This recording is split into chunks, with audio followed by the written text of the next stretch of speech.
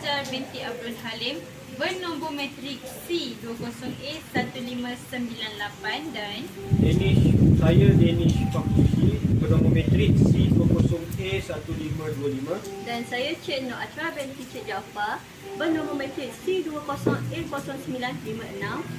Saya Nurhaliza Dalidah binti Muhammad Khalid, nombor matrik C19A0810. dan saya Siti Fauzia binti Jasmine matrik C20A147. Jadi pada hari ini kumpulan kami akan mempersembahkan hasil akhir alat muzik yang telah kami hasilkan, iaitu alat muzik angklung. Menurut sejarah angklung merupakan alat muzik yang berasal dari masyarakat Sunda, Jawa Barat, Indonesia. Alat muzik angklung ini pada awalnya dibuat untuk memuja Dewi Seri yang merupakan Dewi bercocok tanam bagi masyarakat Sunda. Pada beberapa abad ke depan, alat muzik angklung ini makin berkembang di negara sekitar Asia Tenggara termasuk Malaysia. Awal perkembangan alat muzik angklung di Malaysia pada tahun 1922 di mana pengijrahan masyarakat Ponorogo. Alat muzik angklung ini dibuat kepada buluh dan dalam kategori ideofon. Ideofon merupakan alat muzik yang mengeluarkan bunyi melalui getaran. Selalunya alat muzik angklung ini mempunyai 2 tiup hingga 4 tiup dan diikat pada alat yang dinama ancam. Itu sahaja. Saya ingin menerangkan tentang ukuran yang dilakukan pada angklung. Ukuran bagi atas dan bawah bersaiz 37 cm dan ukuran sisi antara sisi kiri dan kanan 63 cm. Pembahagian antara angklung ini ialah 12 cm. Panjang bagi angklung yang kecil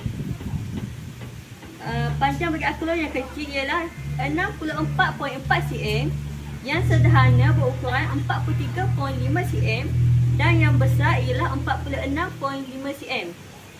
Bagi yang ukuran lilik bagi yang kecil ialah 14.5 cm dan ukuran yang separuh ialah 6.5 cm. Bagi yang sederhana, ukuran lilik ialah 16 cm dan yang separuh 6.5 cm.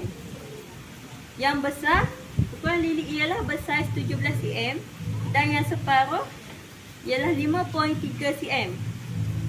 Jarak lubang panjang lubang angklung untuk meletakkan tapak ini bersaiz 7 cm dan pembahagian antara batang dengan angklung iaitu bersaiz 2.75 cm.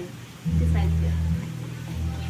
Seterusnya bagi bahan dan alatan angklung pula adalah terdiri pada bahan utamanya adalah buluh sebagai bahan asas angklung. Seterusnya pita pengukur untuk mengukur panjang yang telah dispesifikasikan. Lepas tu penggunaan gergaji pula adalah untuk memotong buluh ini mengikut ukuran yang telah ditetapkan. Seterusnya penggunaan parang untuk memotong bahagian tengah buluh ini. Untuk kemasan pula menintir besi untuk menebuk lubang yang ada ni, dan juga letak pasir untuk mengemaskan lagi angklung ini. Saja. Saya akan menerangkan cara ataupun teknik bermain angklung. Terdapat 3 cara semasa dan ketika bermain angklung. Teknik yang pertama adalah getar. Mula pegang sebelah tangan di tiang, and then tangan sebelah lagi di bahagian tapak. Kemudian goncangkan sebegini.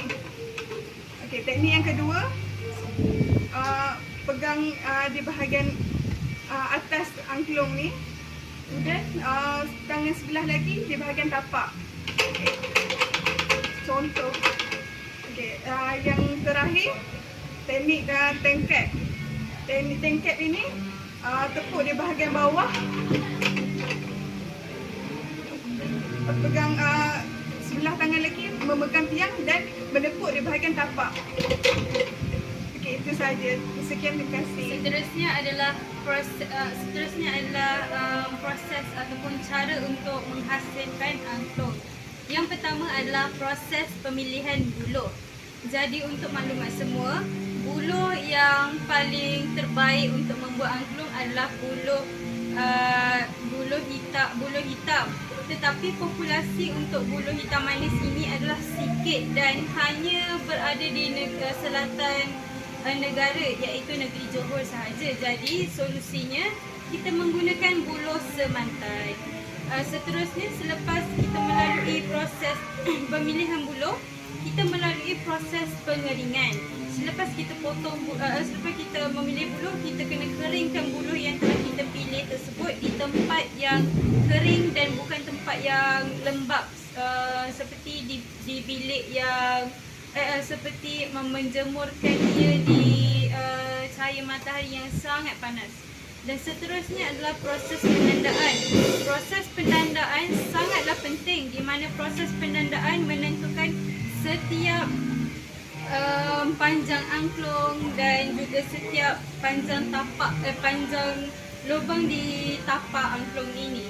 Seterusnya, lepas kita menghasilkan atau kita membuat proses penandaan, kita perlu menghasilkan proses pemotongan. Jadi di sini proses pemotongan merupakan proses yang penting juga, kerana jika kita tersalah potong setiap angklung di sini, jika kita tersalah potong setiap angklung di sini, bunyi-bunyi yang akan dihasilkan akan lain. Jadi kita perlu tanda dan potong dengan saiz yang sangat tepat.